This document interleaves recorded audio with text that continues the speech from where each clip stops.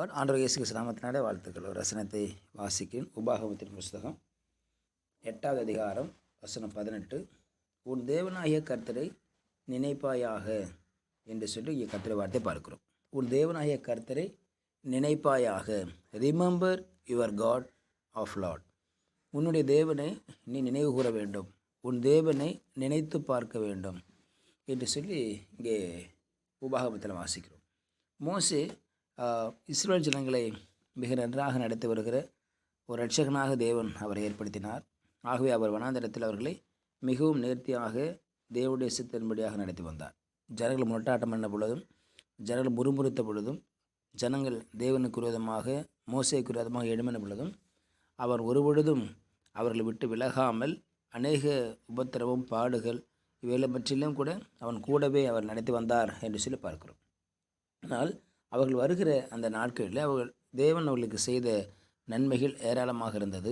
அவருடைய வாழ்க்கையில் அவர் செய்த அற்புதங்கள் அதிசயங்கள் ஏராளமாக இருந்தது.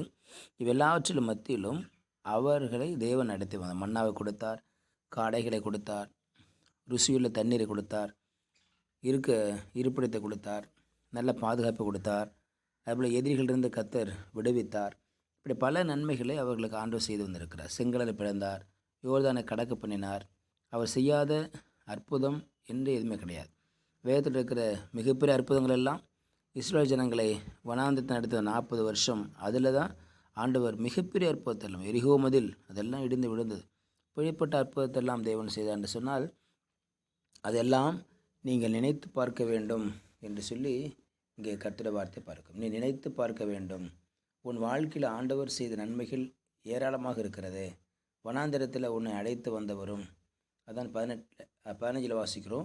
தண்ணீர் இல்லாத வறட்சியுமான பயங்கரமான பெரிய வனாந்தர வழியாய் உன்னை அழைத்து வந்தார். உனக்காய் பாறையான கண்மலிருந்து தண்ணீரை புறப்பட பண்ணினார். உன் பிதாக்கள் அறியாத மன்னாவினால் வனாந்தரத்தில் உன்னை போஷித்தார். ஆகவே அவரை நீ மறக்கக்கூடாது. நீ அவரை மறவாமலும் என் சாமர்த்தியமும் என் கைபலனும் இந்த ஐஸ்வர்யத்தை எனக்கு சம்பாதித்தது என்று நீ உதயத்தில் சொல்லி கொள்ளாமலும் இருக்க கடவாய். என்னுடைய சாமர்த்தியத்தில் தான் இந்த வருஷத்தை கடந்தேன், என்னுடைய கை பிரயாசத்தில் தான் நான் பணத்தை ஐஸ்வர்யத்தை சம்பாதித்தேன் என்று உன் இருதயத்தில் சொல்லிக்கொள்ளாதே. காரணம் எல்லாமே கர்த்தருடைய ஈவு, தேவன் கொடுத்த இரக்கம், தேவன் கொடுத்த நன்மையாக இருக்கிறது. ஆகவே இவைகளை நீ நினைத்துக்கொள், இவைகளை நீ யோசித்துக்கொள் என்று சொல்லி இங்கே கர்த்தருடைய வார்த்தை பார்க்கிறோம். ஆகவே தேவனாகிய கர்த்தரை நினைப்பாயாக, உன் தேவனை நினைவு கூறுவாயாக, உன் தேவனிடத்தில் நீ நினைத்து இவைகளுக்கு நன்றி சொல்வாயாக. தேவனே இவைகளை செய்தார், தேவனே இவைகளை செய்து முடித்தார். அவரே எல்லாம் உனக்கு ஒன்றும் உண்டாகவில்லை, உருவாக்கப்படவில்லை. அவரே உனக்கு எல்லாம் செய்து முடித்த காரணத்தினால அவரை நினைப்பாயாக, அவர் யோசிப்பாயாக. ஆகவே அதுதான் தேவன் விரும்புகிற காரியம். தேவனுக்கு ஈடாக கைமாறாக ஒன்றும் கொடுத்து நாம் அவரை திருப்திப்படுத்த முடியாது. மாறாக அவர் நமக்கு செய்தவர்களுக்கு ஈடாக ரட்சிப்பின் பாத்திரத்தை எடுத்துக்கொண்டு அவரையே தொழுது கொள்ள முடியும் என்று சொல்லி பார்க்கும். இந்த உபாகம் முழுவதும் வாசிக்கிற பொழுது நினைப்பாயாக நினைப்பாயாக என்று சொல்லி வார்த்தை தான் திரும்ப திரும்ப வருகிறது. காரணம் மோசேக்கு தெரியும் தேவன் ஒருவரே இதை செய்து முடித்தார் என்று சொல்லி. மோசேக்கு தெரியும் இந்த ஜனம் நடத்தி வந்தது தேவன் தான் என்று சொல்லி. மோசேக்கு தெரியும் 10 வாதைகளால் அவர்கள் பார்வோனுக்கு தேவனை யார் என்று காண்பித்து அது வெளியே கொண்டு வந்தது தேவன்தான். ஆகவே மோசேயினுடைய கைப்பிரயாசத்தினால, மோசேயுடைய சாமர்த்தியத்தினால செங்கடல் பிளக்கலை. மோசேயுடைய கைப்பிரயாசத்தினாலே காடைகளும் மன்னாவும் அவங்களுக்கு கொடுக்கப்படலை என்பதை மோசே நன்றாக அறிந்திருந்தார். யோசித்து பாருங்கள், அவங்களுக்கெல்லாம் தண்ணி கொடுக்கணும் அப்படின்னா எவ்வளோ தண்ணி கொடுக்கணும்? 20 லட்சம் பேர் மேலே இருக்காங்க. அந்த 20 லட்சம் பேருக்கும் தண்ணி கொடுக்கணும், சாப்பாடை கொடுக்கணும், மன்னா கொடுக்கணும்னா பயங்கரமான செலவு.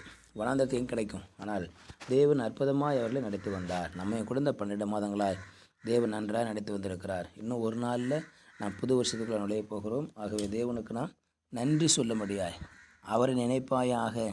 வேறெல்லாம் மறந்துவிட்டு, ஜப குறிப்பு எல்லாம் மறந்துவிட்டு, வேண்டுதல் விண்ணப்பத்தை எல்லாம் மறந்துவிட்டு ஒன்லி தேங்க்ஸ் கிவிங், ஆண்டவருக்கு நன்றிகளை மாத்திரமே நினைத்து நினைத்து இந்த ஒரு வருஷமாக தேவன் நமக்கு செய்த நன்மைகளை, ஒரு நம்முடைய பார்வைக்கு அது தீமையாக தெரியலாம், அதற்கு நன்றி சொல்லணும்.